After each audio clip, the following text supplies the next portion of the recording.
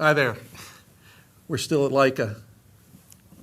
I'm playing with lenses, and I'm here with the head of the lens area. His name's Peter Carver. What actually is your title, so I can get it straight? I'm head of department, Development Optics. Yes. Development Optics. You've been with Leica for 30 years, plus yes, years? Yes, that's right. I've been with Leica for 30 years now, yes. And he's responsible for a lot of the lenses that you have on these Leica cameras. And I gotta tell you, you've really got to pick this stuff up and hold it and try it.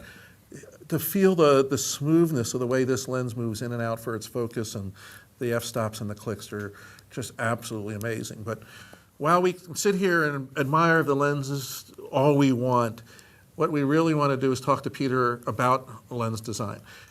To me, one of the biggest backbones of Leica has always been the quality of the lenses. The fact that they can take small lenses like this and pull remarkable quality out of them is just absolutely stunning.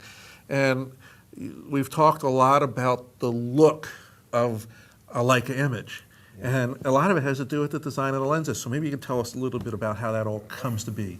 Yes, I think the look of the Leica lenses comes from first the design on the one side, and on the other side on the production, the quality in the production. These are two pillars to realize such a good Leica look, as I think. And the design is historical developed, so we have a very long tradition in designing lenses for 35mm format.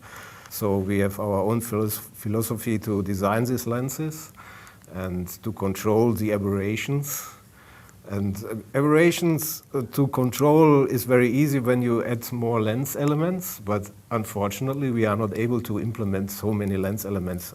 Otherwise the lens wouldn't be so small. So one of the things that you say that your 35 years or the tradition is to have less elements. Exactly, yes. Less elements and best performance. This is a combination we try to realize always. And it's not easy. No, it's not easy. You need to know how to control the aberrations, how to fix the problems in the production. The problems means the tight tolerances. To realize tight tolerances is the other thing I think we have to highlight at this point. It's not only design. Designing is one thing.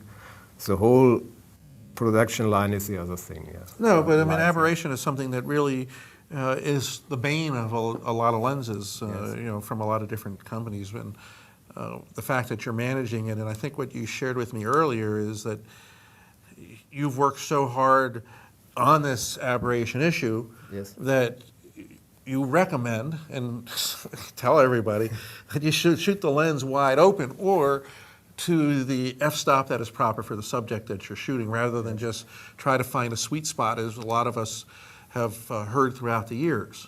Yes, thank you very much. That's very important to highlight. We design our lenses to be used wide open as much as possible, because the lenses perform very well wide open. Not only stopping down or stop down if you need the depth of focus or depth of field, but the lenses are designed to be used wide open, so to get a three-dimensional impression of your image by using the small depth of focus. This is very important for us. And we think the effect is that the Leica look itself is the consequence of that. We design the lens to be used wide open, yes.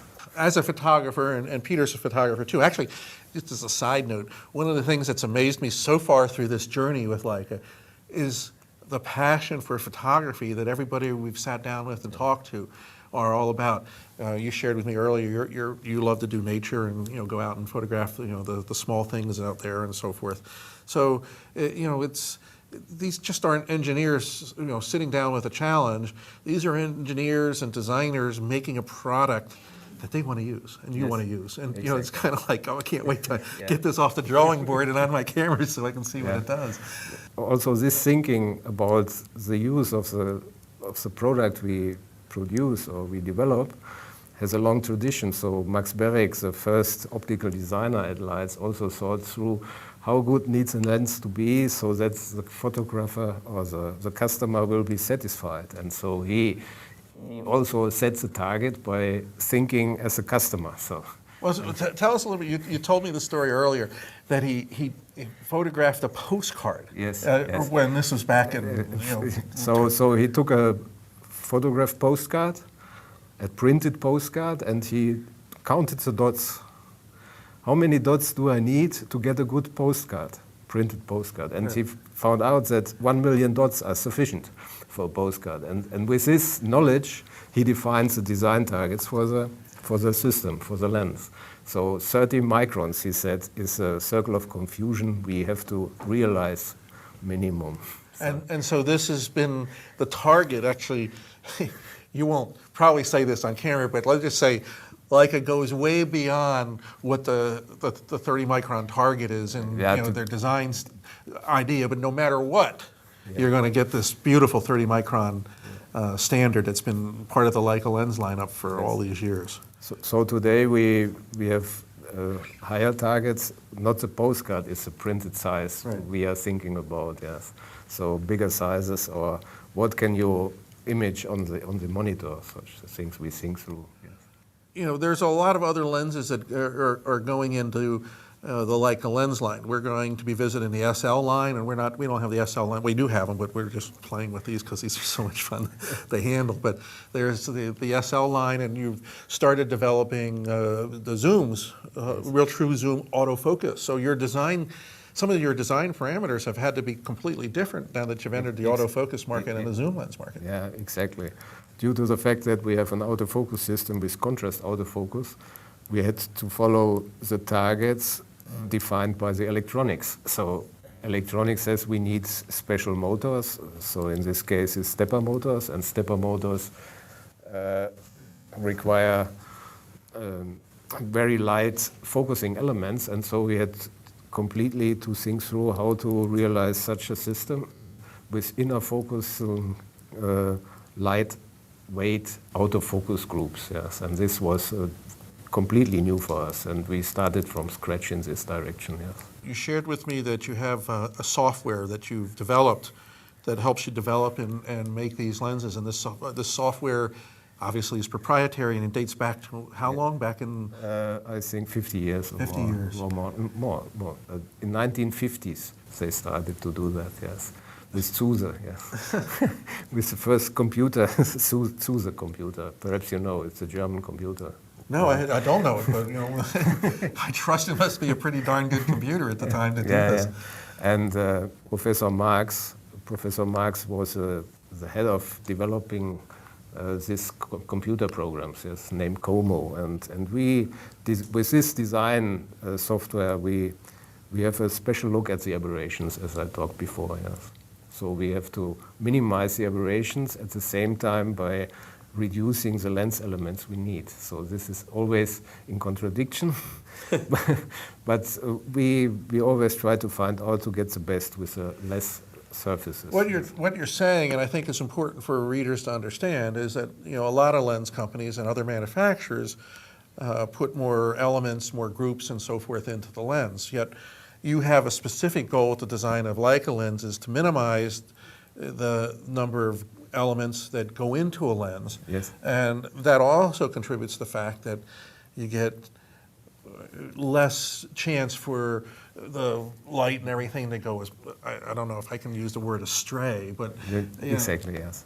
And so it's pretty important. Now, there are two other aspects I want to talk about, and one of them is glass. You hear a lot about Leica glass. Maybe you can tell us about glass a little bit. So also this is a story about the history of Leica, because after World War II, Leitz invented or introduced a Leitz glass laboratory, and we designed or developed our own glass materials, very, very nice glass materials to perform good lenses. And this knowledge about the glass material we still have. Of course, today everybody can use this glass material, but we are very familiar with that in using this for the design and using this in the production line. Because you need to know that these glass materials we implement, especially for apochromatic correction and such things, these glass materials are very, very sensitive and not easy to handle in the production. so, or in the optical shop. And so our craftsmanship in the optical shop need to know how to use this glass material. Sometimes this glass material is very soft, yes, very, very soft, so you have to handle it with care. And others are very sensitive for air pollution and such things, so corrosion appears, and so you need to know how to handle this glass materials. This is very important. For us as a designer, it's a good opportunity to use these glass materials to reduce the aberrations with less elements. Once again, the main challenge. The main challenge, yes. So this is, I think that the trade-off, I think this is the right name, yes. Yep. Yes, the knowledge in the production line and the knowledge in the design need to be combined to get the best performance at the end, yes. And there's also coatings.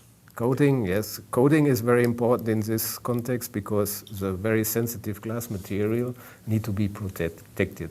So we have coating with low reflection on the one side, but also these coatings need to protect the lens elements so that the corrosion will not appear suddenly. Yeah. This production line is very well defined, so polishing, centering the lens and directly coating so that we get a very low reflection on the one side and protection on the other side. That's very important for us. Now, I saw a video on your site about the lenses, and that the side of the lenses are all painted or hand.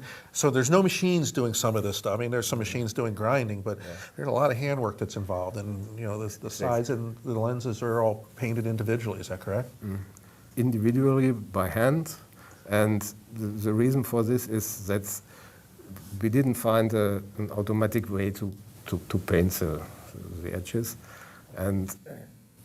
but this is very important for the cosmetics so that you don't see any dicks or whatever, and they need to be very black inside of the lens.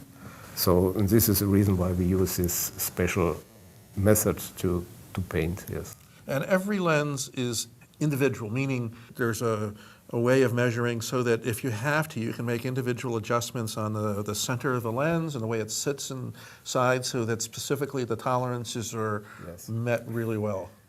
As I said, use the lens wide open as often as possible because wide open the performance is there. You can get the best performance wide open. But to realize that, we need to handle very tight tolerances. But to be honest, we can't reduce the tolerances down to 0. But to get at the same time the best performance as a result in the lens system, we use special compensators during the production so that our employees are able to correct some deviations for the single element tolerances. So at the end, you get the best performance for each lens. And this is handmade. Literally, handmade. And yes. There's so many elements, and we're going to go visit manufacturing so we can show how some of this is done in one of the future segments. But when you hold the final result, it's just absolutely amazing. When you work with it, it's absolutely amazing. Peter, I want to thank you for sitting down with us. It's nice to meet the individual that's behind a lot of this. I just can't help but admire the quality that's built into every lens that I've touched over the last several days. So my recommendation to our viewers is that you should get down to a Leica store sometime soon and get a lens, put it on a camera, not only shoot with it, but appreciate it. Because I think that's probably one of the big things about a Leica camera is once you own one, there's a lot of appreciation that goes into it. It's unique to each lens, each camera, but there's just something special about it. And my hat is off to you as the designer of these amazing pieces of glass and how good it is in such a small size. Thank you very much. So it's been a pleasure meeting with you. And like I said, I hope we get a chance to bump into everybody again. And I'll see you guys on the Luminous-Landscape.